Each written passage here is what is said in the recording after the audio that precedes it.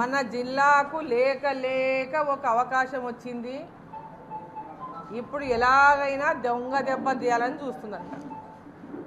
ఆయన ముఖ్యమంత్రిగా ఉన్నాడు, ఈ రాష్ట్రానికి ముఖ్యమంత్రి.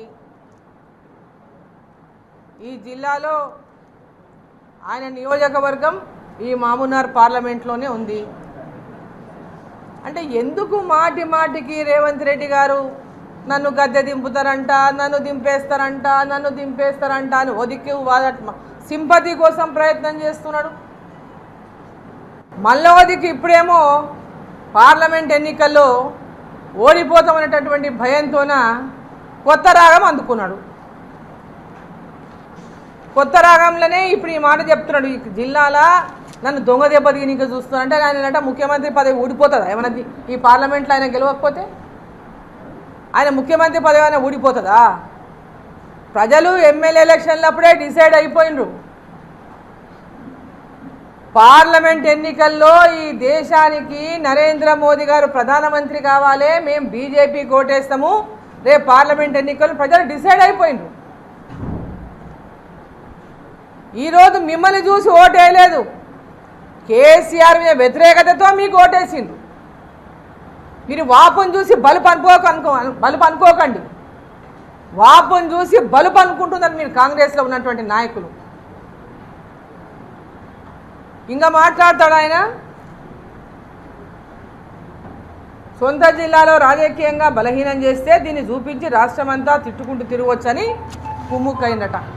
అయా టీఆర్ఎస్ పార్టీతో కుమ్ముక్కైంది మీరు కుమ్ముక్కయ్యే కదా, డ్రామా ఆడే కదా. ఎవరు తవ్వుకున్న గుంతలే వాళ్ళే పడినట్టు బీఆర్ఎస్ వాళ్ళు గుంతలు పడినరు. భారతీయ జనతా పార్టీ బలంగా పుంజుకుంటుంది తెలంగాణలని ఒక డ్రామా చేసిండ్రు. కాంగ్రెస్ పార్టీ లేస్తుందని మీడియాల ద్వారా రాపించి కర్ణాటకలో వచ్చింది, ఇది అయిపోయింది, వచ్చేస్తాను డ్రామా చేపించి రాపించింది నువ్వే కదా.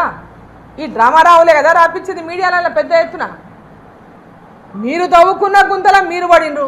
బీజేపీ ఒకటే, బీఆర్ఎస్ ఒకటే చెప్పించి భారతీయ జనతా పార్టీని తగ్గించాలని మీరు ప్రయత్నం చేసిండ్రు.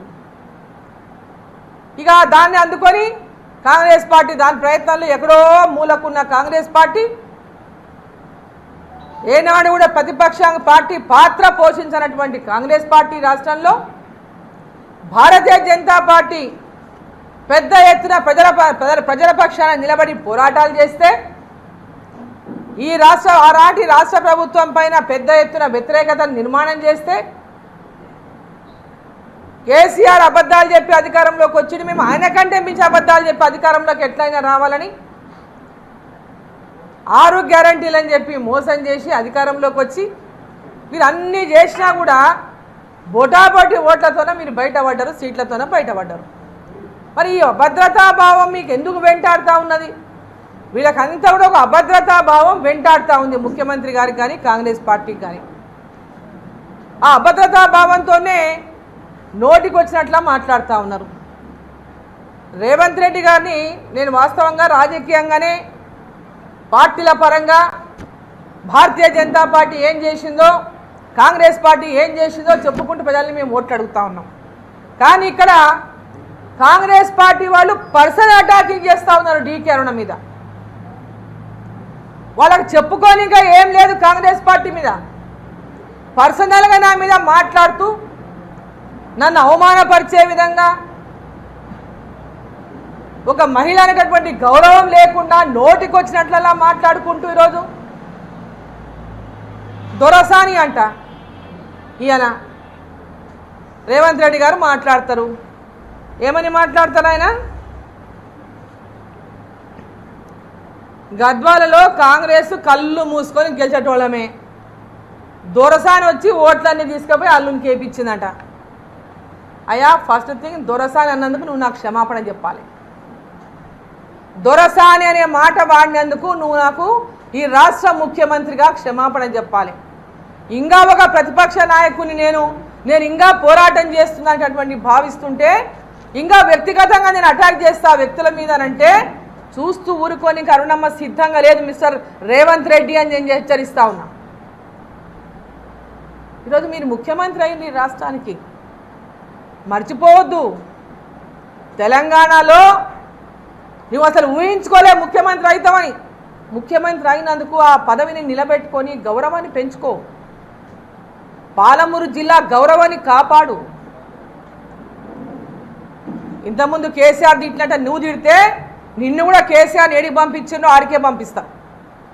ఇంకా నేను ప్రతిపక్ష నాయకుల లెక్కనే మాట్లాడతా అంటే ఆ వ్యవహారాన్ని మార్చుకోమని చెప్పి నేను తెలియజేస్తా ఉన్నా. పాలమూరు జిల్లా నుంచి, ఈ పార్లమెంటు నుంచి, కొడంగల్ నుంచి నిన్ను 2 సార్లు టీడీపీలో గెలిపించింది. తర్వాత నువ్వు మల్కాజిగిరి పోయినావు, ఇక్కడ ఓడిపోయినావు కాంగ్రెస్ పార్టీలో. మల్కాజిగిరి పోయి పార్లమెంటు సభ్యునిగా అయినావు, పిసిసి అధ్యక్షునిగా అయినావు. ఈ జిల్లా పట్ల నువ్వు చేసినది ఏందో ఒకసారి చెప్పు. ఈ జిల్లాకు జెడ్పీటీసీగా గెలిచినావు, ఎమ్మెల్సీగా గెలిచినావు, ఎమ్మెల్యేగా గెలిచినావు. మరి ఈ జిల్లా లోపల ఈ జిల్లా ప్రజానీకానికి, రైతాంగానికి నువ్వు చేసిన పోరాటాలు ఏంది, నువ్వు సాధించిన సాధన ఏంది, నువ్వు ఏ ప్రజలతో మమేకమై తిరిగినవు, ఈ జిల్లాలో ఏ రైతులకు సేవ చేసినావు, ఏ రైతుల కోసం నువ్వు పోరాటాలు చేసినావు, ఏ ప్రజల సమస్యల మీద నువ్వు పోరాటాలు చేసినావు చెప్పు జరా. నువ్వు చేసినావా, నీ అభ్యర్థి చేసిండా, ఏం చేసిండు మీరు? అరుణమ్మని పేరు నోరెత్తే అర్హత కూడా మీకు ఎవరికి లేదు. డీకే అరుణమ్మ పేరు తీసే అర్హత కూడా మీకు లేదు. ఏం మాట్లాడుతున్నారు మీరు? దొరసాని, ఆసాని, ఈసాని, ఇది మర్యాదనా? మీ ఇంట్లో ఆడవాళ్ళని ఇటువంటి మాట అంటే నువ్వు సహిస్తావా? వ్యక్తిగతమైనటువంటి ఆరోపణలు చేస్తే, వ్యక్తిగతమైనటువంటి కనుక చిల్లర రాజకీయాలు దిగితే మర్యాద ఉండదని చెప్పి నేను రేవంత్ రెడ్డి గారికి తెలియజేస్తా ఉన్నా మీడియా ద్వారా. కొడంగల్లో కాంగ్రెస్ పార్టీని పడేయాలి, కాంగ్రెస్ పార్టీని ఓడించాలి అని ఇవాళ ఈ ప్రాంతంలో తిరుగుతున్నారు. నేను అడుగుతున్న కొడంగల్ నియోజకవర్గ యువకులను, ఇక్కడున్న పెద్దల్ని ఆలోచన చేయమని నేను అడుగుతున్నా. ఎందుకు కొడంగల్లో రేవంత్ రెడ్డిని కింద పడేయాలి? మెడికల్ కాలేజ్ తెచ్చినందుకు కింద పడేయాలనా? ఇంజనీరింగ్ కాలేజ్ తెచ్చుకున్నందుకు కింద పడేయాలనా? వెటర్నరీ కాలేజ్ తెచ్చుకున్నందుకు కింద పడేయాలనా? అదేవిధంగా నర్సింగ్ కాలేజీలు తెచ్చుకున్నందుకు కింద పడేయాలనా? డిగ్రీ కాలేజీలు తెచ్చుకున్నందుకు కింద పడేయాలనా? జూనియర్ కాలేజీలు తెచ్చుకున్నందుకు కింద పడేయాలనా? కరువు ప్రాంతంగా ఉన్న ఈ కొడంగల్ ప్రాంతానికి 4,000 కోట్ల రూపాయలతోని నారాయణపేట కొడంగల్ ఎత్తిపోతల పథకాన్ని తెచ్చుకొని ప్రతి ఎకరాకు నీళ్లు ఇస్తున్నందుకు రేవంత్ రెడ్డిని కింద పడేయాలనా? ఈ ప్రాంతంలో ఉద్యోగ ఉపాధి అవకాశాలు లేక అపారమైన సున్నపు కన్నులు ఉంటే ఆ సున్నపు కన్నులతోని 1,000 కోట్ల రూపాయల పెట్టుబడి తెచ్చి సిమెంట్ ఫ్యాక్టరీ పెట్టడానికి అనుమతులు తెస్తున్నందుకు రేవంత్ రెడ్డిని కింద పడేయాలనా? దేనికోసం కింద పడేయాలని నేను అడుగుతున్నా. 75 ఏళ్ళు మీరు ఎవరేం చేయలే. 75 ఏళ్ళు మరి కష్టాలు ఉంటే మమ్మల్ని ఎవరు పట్టించుకోలే. ఇవాళ అరుణమ్మ బయలుదేరింది, నేను బీజేపీ జాతీయ ఉపాధ్యక్షురాలను. మంచిదే అమ్మా, కాంగ్రెస్ ఉన్నంతసేపు మంత్రి పదవులు అనుభవిస్తుంది. కాంగ్రెస్ కార్యకర్తలు భుజాల మీద పోసి నేను ఎమ్మెల్యేని చేసి మంత్రిని చేస్తే మంత్రి పదవి అనుభవించి ఇవాళ కార్యకర్తల గుండెల మీద దాన్ని బీజేపీలోకి పోయినాం. బీజేపీలోకి పోయామన్న పాలమూరు రంగారెడ్డి ఎత్తిపోతల పథకానికి ఏమన్నా జాతీయ ప్రాజెక్టులు తీసుకొచ్చినావా? ఈ జిల్లాకు సాగునీరు ఎంత అవసరమో మీకు తెలుసు. నరేంద్ర మోడీ 10 ఏళ్లు ప్రధానమంత్రిగా ఉంటే పాలమూరు రంగారెడ్డి ఎత్తిపోతల పథకానికి జాతీయ ప్రాజెక్టు తేలేదు. కానీ నువ్వు భారతీయ జనతా పార్టీలో జాతీయ ఉపాధ్యక్షురాలు పదవి తెచ్చుకున్నావు.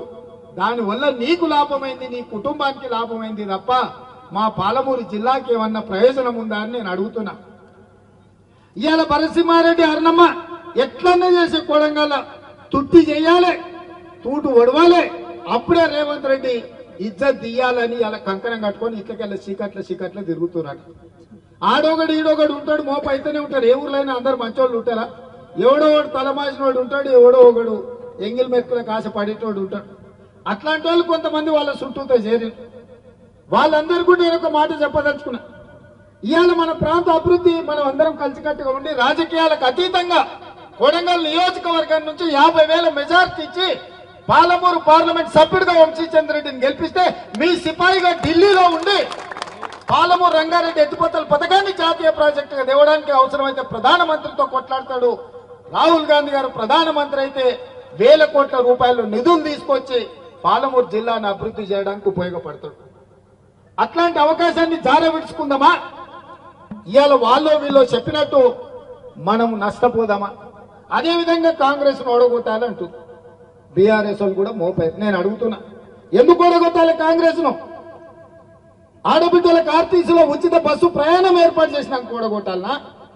పేదోళ్లకు రాజీవ్ ఆరోగ్యశ్రీ ద్వారా 10 లక్షల రూపాయలు ఏ దవాఖానకు పోయినా, అపోలకు పోయినా, యశోదకు పోయినా, కామినేనికి పోయినా బాజాబ్తా నడుచుకుంటా 10 లక్షల రూపాయలు వైద్యం అందించినందుకు ఇవాళ కాంగ్రెస్ పార్టీని ఓడగొట్టాలనా? ఇవాళ ఆడబిడ్డలకు 500 రూపాయలకే ఉచితంగా సిలిండర్ ఇస్తున్నందుకు ఇవాళ కాంగ్రెస్ పార్టీని ఓడగొట్టాలనా? ప్రతి పేదవాడికి 200 యూనిట్లు ఇంటికి ఉచితంగా కరెంట్ ఇచ్చినందుకు కాంగ్రెస్ పార్టీని ఓడగొట్టాలనా? ప్రతి పేదవాడికి ఆయన రాజశేఖర రెడ్డి గారు ఉన్నప్పుడు ఊరూరా ఇందిరమ్మ ఇల్లు ఇచ్చినాం, అడిగిన వాళ్ళకి ఇచ్చినాం, అడిగిన వాళ్ళకి కూడా ఇచ్చినాం. నువ్వు కట్టుకోవా, మళ్ళీ ఎప్పుడు వస్తుందో ఏమో, కాలం ఎట్లొస్తుందో. నీ పిల్లగానికి రేపు పెళ్లి అయితే కష్టం అయితే పిల్లగానికి కూడా ఒకటి కట్టుకోని తండ్రి కొడుకు కూడా ఆయన 25 లక్షల ఇందిరమ్మ ఇల్లు కాంగ్రెస్ పార్టీ ఇచ్చింది. 10 ఏళ్లు కేసీఆర్ అధికారంలో ఉన్నాడు. కళలు లెక్క పెట్టి 30,000 మందికి ఉద్యోగాలు ఇచ్చిన, 30,000 మంది నిరుద్యోగ యువకులకు ఉద్యోగాలు ఇచ్చినందుకు ఇవాళ నన్ను ఓడగొట్టాలనా, నన్ను వడగొట్టాలనా?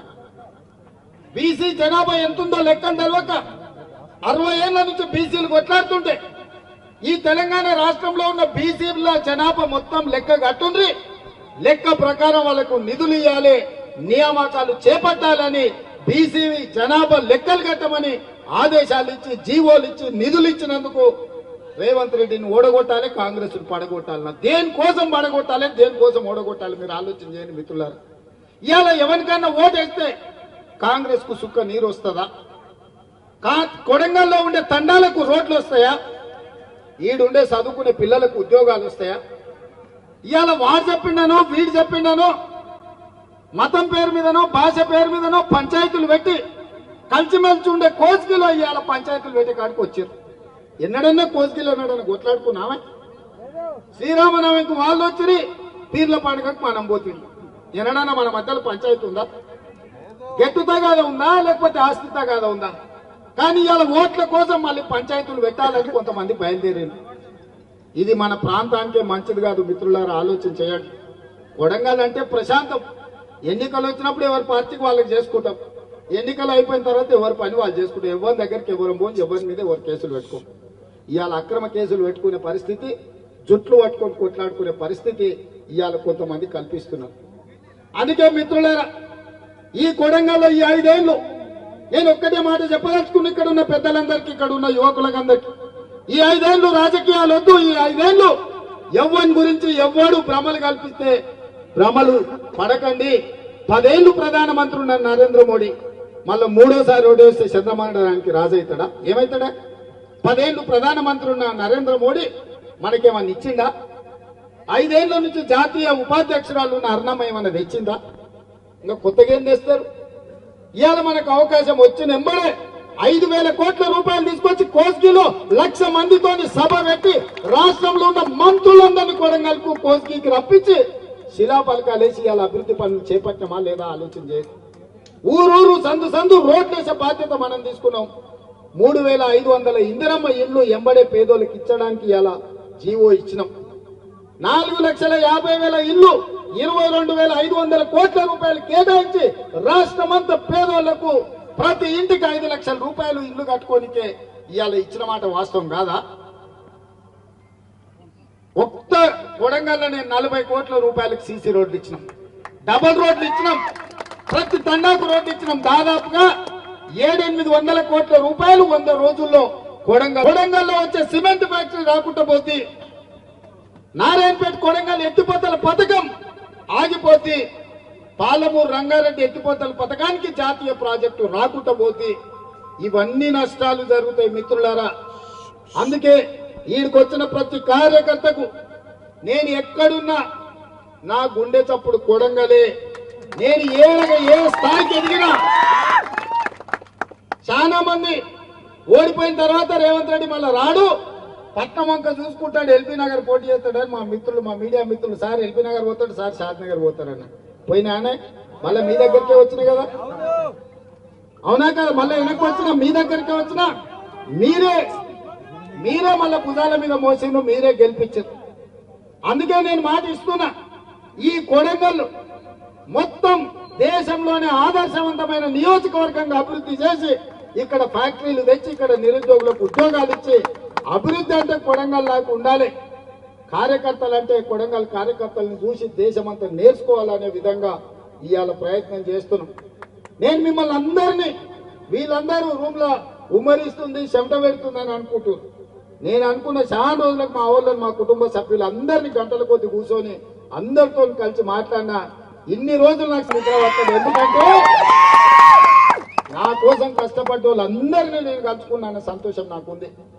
అందుకే ఎన్ని గంటలైనా ఎంతసేపు అయినా ఎవరు ఏది చెప్పినా నాతోని కొట్లాడే స్వతంత్రం మీకుంది, నాతోని పట్టుబడి పని చేయించుకునే అధికారం మీకుంది. ఎందుకంటే మీరందరి కోసమే నేను నాయకుడైనా మీ కష్టంతోనే నేను ఈరోజు ఈ స్థాయిలో ఉన్నా. ఇవాళ రాష్ట్రానికే కొడంగల్ నాయకత్వం వహిస్తుంది మిత్రులారా.